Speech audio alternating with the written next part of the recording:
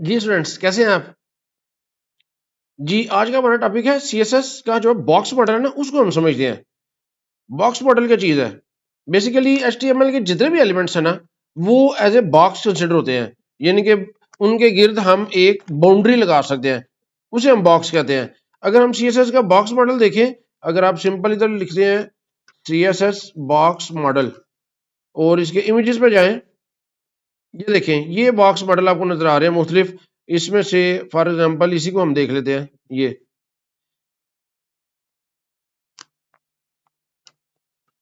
ये box model है, यानी कि ये एक बॉक्स है, ये ब्लैक कलर का ये बाउंड्री है, ये एक बॉक्स है। अब इसके अंदर कितनी चीजें, चार चीजें जिसके अंदर, इस बॉक्स के अंदर जो कंटेंट आप लिखते हैं, एक वो आ जाता है, एक पैडिंग आ जाती है, एक बॉर्डर आ जाता है और एक मार्जिन जो है ना। ये चार चीजें हैं। इन चार चीजों को आपने समझना है, मार्जिन, बॉर्डर, पैडिंग और कंटेंट। तो इसे हम कहते हैं जी बॉक्स मॉडल।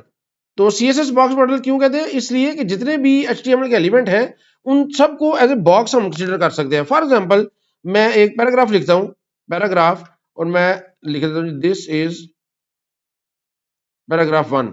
इसको थोड़ा सा अगर मैं जूम कर लूं, ये दिस इज पैराग्राफ 1। और दूसरा पैराग्राफ मैं बनाता हूं, दिस इज पैराग्राफ 2।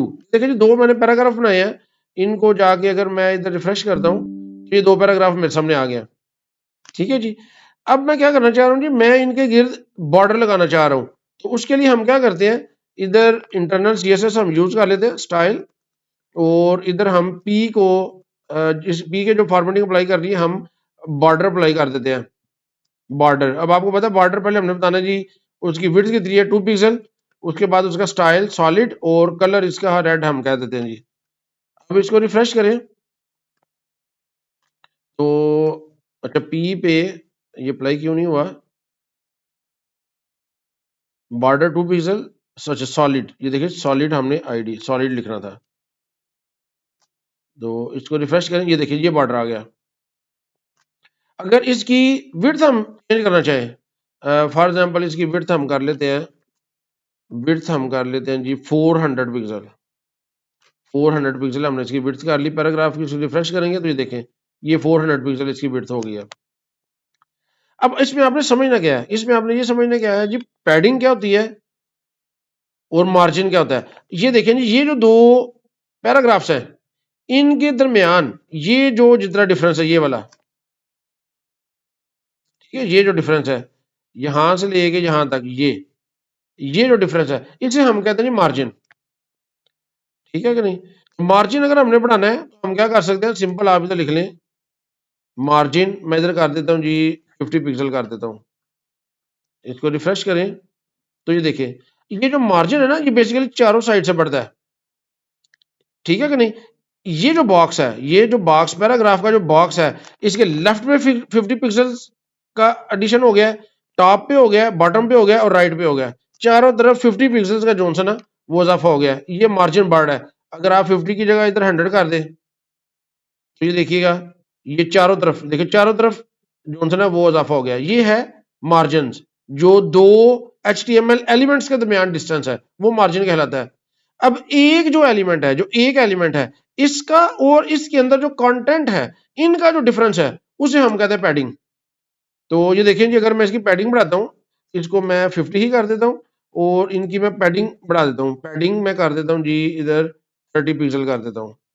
अब इसको रिफ्रेश करें तो ये देखें, ये जो है ना, ये देखिए, ये जो डिफरेंस है, ये पैराग्राफ का और इधर, अच्छा जी ये क्या हो गया, 500 पिक्सल हो गया जी। मैंने 50 किया था, 500 हो गया था। ये देखें, अब इसको रिफ्रेश करें, ये देखें जी, ये पैराग्राफ था, ये टेक्स्ट है। अब टेक्स्ट और बाउंड्री के दरमियान जो डिस्टेंस है, ये है जी पैडिंग। अब देखिए पैडिंग बढ़ गई है और ये चारों तरफ बढ़ जाती है। इस तरफ से भी 30 पिक्सल ऐड हो गया, ऊपर से भी, नीचे से भी और राइट से भी। अब देखिए, इसको मैं 30 की जगह कम कर देता हूँ जी, मैं 10 पिक्सल कर देता हूँ। पैडिंग मैंने कम कर दिया है। तो इसको रिफ्रेश करें तो ये देखें पैडिंग कम हो गई है। पैडिंग क्या है, इस बॉक्स की और इसके अंदर जो कंटेंट है, उनके दरमियान जो डिस्टेंस है, उसे हम पैडिंग कहते हैं।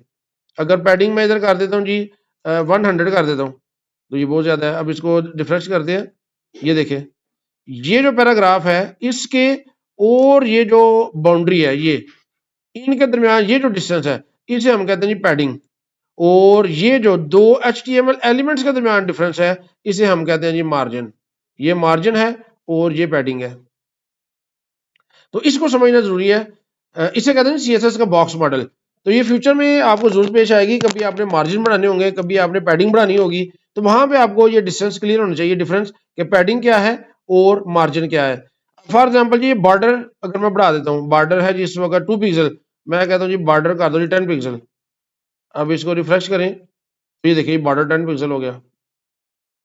अब मैं आपसे ये क्वेश्चन करता हूँ कि जी ये जो पैराग्राफ है, इस पैराग्राफ की मुझे टोटल विड्थ जो है वो बताएं, टोटल विड्थ क्या है।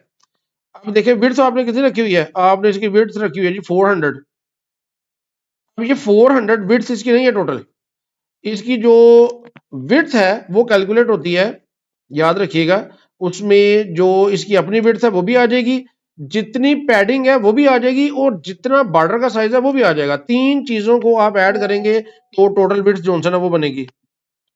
यानी कि जो पी है, पी की जो टोटल विड्थ है,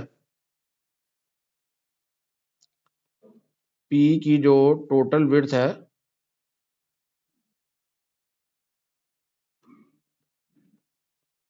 वो किसके बराबर है जी, वो है जी इसकी अपनी विड्थ के, पैराग्राफ की जो विड्थ है, प्लस इसमें प्लस आपने क्या करना है, इसमें पैडिंग, इसमें जितनी आपने पैडिंग लगाई हुई है ना जी वो भी आपने ऐड करनी है, पैडिंग PADD लिख देता हूं मैं, और प्लस आपने इसमें कर देना है जी बॉर्डर, जितनी बॉर्डर की विड्थ है BW, बॉर्डर विड्थ, इन तीनों को ऐड करके तो टोटल विड्थ आएगी। अब देखें जी इसकी जो पैराग्राफ की विड्थ है वो है जी 400, ये आ गया जी 400।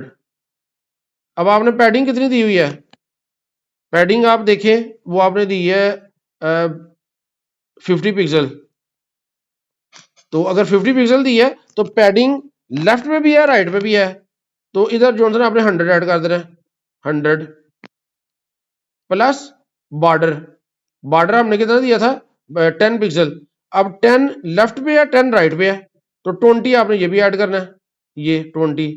तो टोटल जो विड्थ होगी इसकी पैराग्राफ की वो आपके पास होगी 520, 520। तो ये टोटल विड्थ होगी जी। अगर आपने पैराग्राफ की विड्थ 400 रखी हुई है, पैडिंग आपने 100 पिक्सल की अप्लाई 50 पिक्सल की अप्लाई की हुई है, और बॉर्डर आपने 10 पिक्सल का अप्लाई किया हुआ है, तो टोटल विड्थ बनेगी 520। दोबारा बता देता हूँ क्या क्या चीज ऐड करनी है।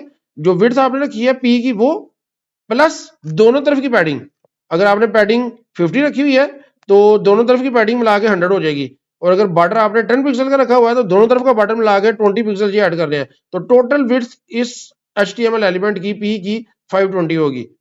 तो ये आपने ध्यान में रखना है। इसी तरह अगर हाइट आपने जब टोटल कैलकुलेट करनी है तो आपने इसकी हाइट कैलकुलेट करनी है, प्लस उसमें करना है पैडिंग टॉप की और बॉटम की, प्लस जो टॉप का बॉर्डर है और बॉटम का जो बॉर्डर है उनकी जो विड्थ है, जो उनकी हाइट है, वो आपने ऐड करके तो फिर टोटल जो हाइट है वो बतानी है।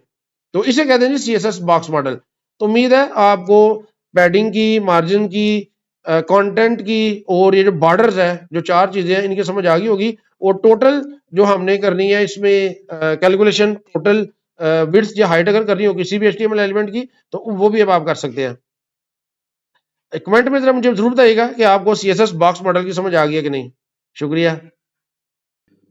अच्छा जी ये देखिए, ये एक इमेज के जरिए मैंने आपको ये कैलकुलेशन इधर लगा भी दिया ताकि आपको आइडिया हो जाए कि कैलकुलेशन कैसे करनी है। अगर ये ऑप्शंस जो है ना वो आपको दी जाए, विड्थ, हाइट, पैडिंग, ये CSS प्रॉपर्टीज आपको दी जाए और आपसे कहा जाएगा जी टोटल विड्थ या टोटल हाइट बताओ, तो ये आप इस तरह इनको कैलकुलेशन जो है ना वो कर सकते हैं। ये इसका फार्मूला है, तो मैंने कहा था ये आपको लिख के भी दे दूंगा ताकि आप जो है ना इसको कर भी सके। ठीक है जी, तो उम्मीद है अब आपको इसकी एग्जैक्ट समझ आ जाएगी बॉक्स मॉडल की, पैडिंग, हाइट, विड्थ की। शुक्रिया जी। इसमें हम थोड़ी सी चेंजेस और कर सकते हैं मार्जिन और पैडिंग में। ये हम इंडिविजुअल, आपको पता है जब हम सिंपल पैडिंग लिखते हैं तो ये चारों तरफ अप्लाई हो जाती है, लेकिन अगर हम डिफरेंट पैडिंग करना चाहे टॉप बॉटम पे तो वो भी हम कर सकते हैं। अगर हम पैडिंग जो है वो टॉप कर देते हैं, टॉप 10 पिक्सल कर देते हैं, और पैडिंग जो है, पैडिंग बॉटम, बॉटम वाली जो है ना वो हम कर देते हैं 30 पिक्सल। तो अब देखिएगा टॉप पे पैडिंग कम होगी, बॉटम पे ज्यादा हो जाएगी। इसी तरह आप लेफ्ट राइट भी कर सकते हैं। पैडिंग ये देखिए लेफ्ट भी अवेलेबल है, राइट भी अवेलेबल है, वो भी आप सेट कर सकते हैं। इसी तरह मार्जिन भी आप, मार्जिन ये भी आप टॉप बॉटम लेफ्ट राइट ये सारा सेट कर सकते हैं। तो अभी मैंने क्या किया, मैंने पैडिंग टॉप की और बॉटम की सेट की है, और इसको रिफ्रेश करते हैं, हम जाके देखते हैं इनका इफेक्ट। ये देखें, अच्छा ये किस पे अप्लाई किया जी, पी पे, padding top padding bottom 10 pixel, इसको हम 50 कर देते हैं ताकि जरा एग्जैक्ट अंडरस्टैंडिंग हो। ये अप्लाई क्यों नहीं हो रहा,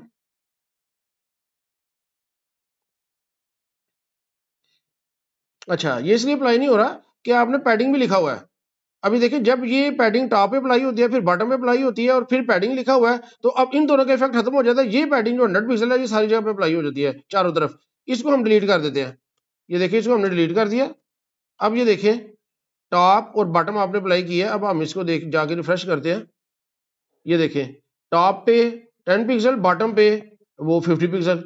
इसी तरह अगर आपने सिर्फ लेफ्ट पे करनी है, पैडिंग लेफ्ट, इधर आप कर देते हैं 20 पिक्सल फॉर एग्जांपल। तो इस तरह इसको रिफ्रेश करेंगे तो ये देखें ये सिर्फ लेफ्ट पे अप्लाई हो गया है। तो इस तरह आप पैडिंग और मार्जिन किसी भी साइड पे भी अप्लाई कर सकते हैं। शुक्रिया।